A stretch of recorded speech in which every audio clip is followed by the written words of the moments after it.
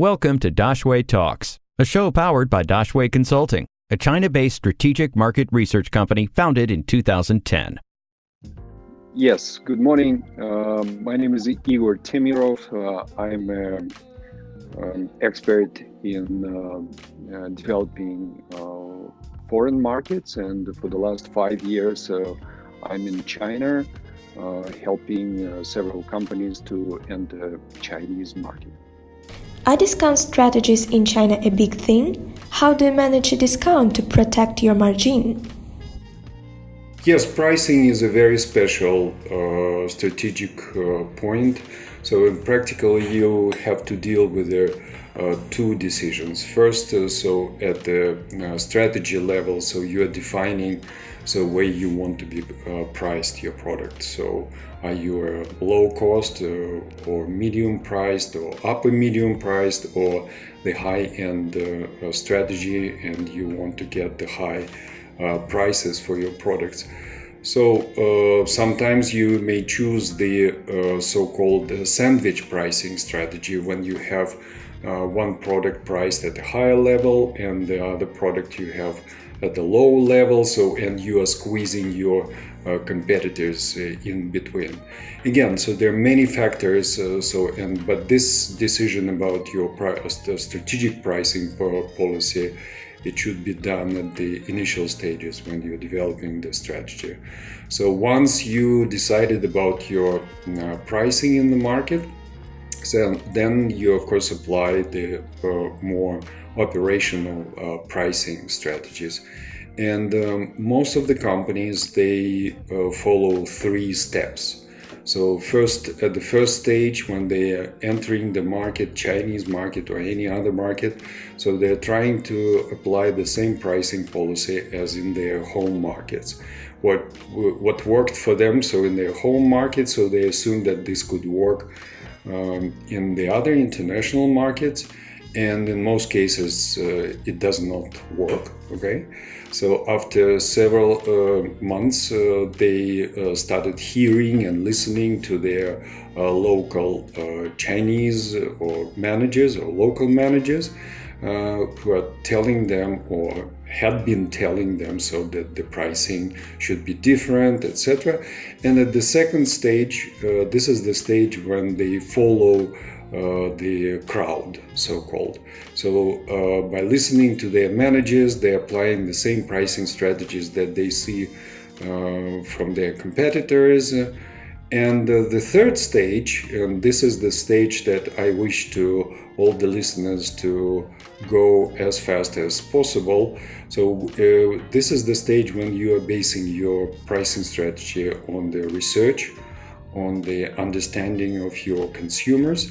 And for this, you need to do several things. First of all, you need to study your target audience, your customers.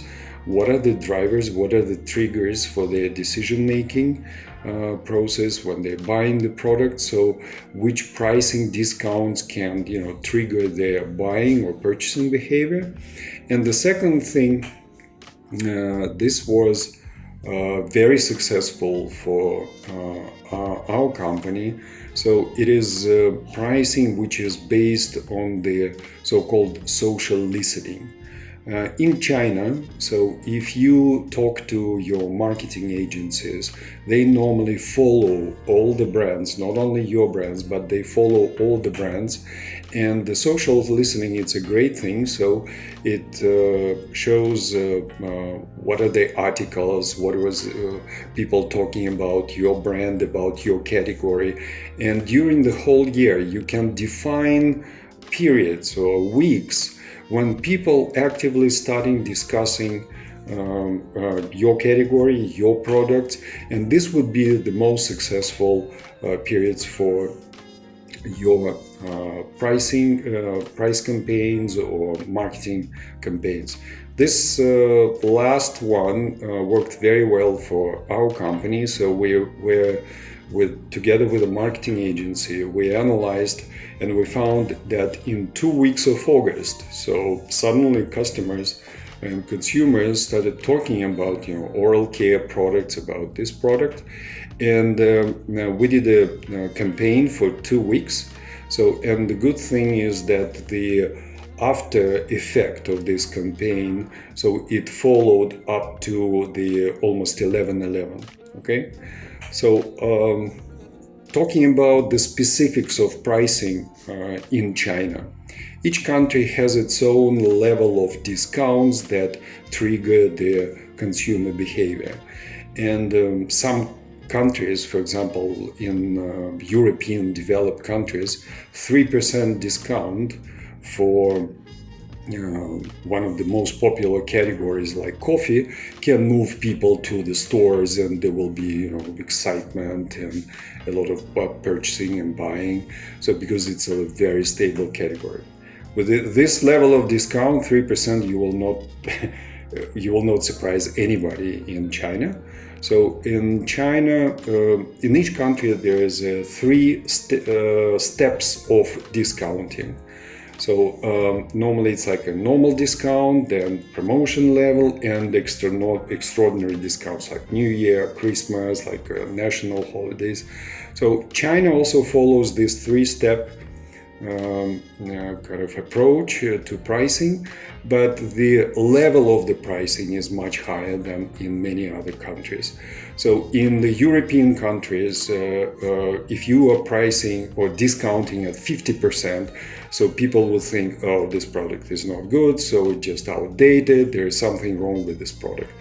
But in China, so there are a lot of cases when leading brands and products, they are discounted at 50%. So normally the pricing in China works this way. So the normal price, which is like a normal promotion, it is a 20% discount. During the so-called DM, when you have a special place, a focus placed in the hypermarket or department store, so this would be 30% discount. And twice a year, and maybe 3 times, but companies try it 2 times, for Chinese New Year and for 11/11 or for the Mid-Autumn Festival, so you will go up to 50%.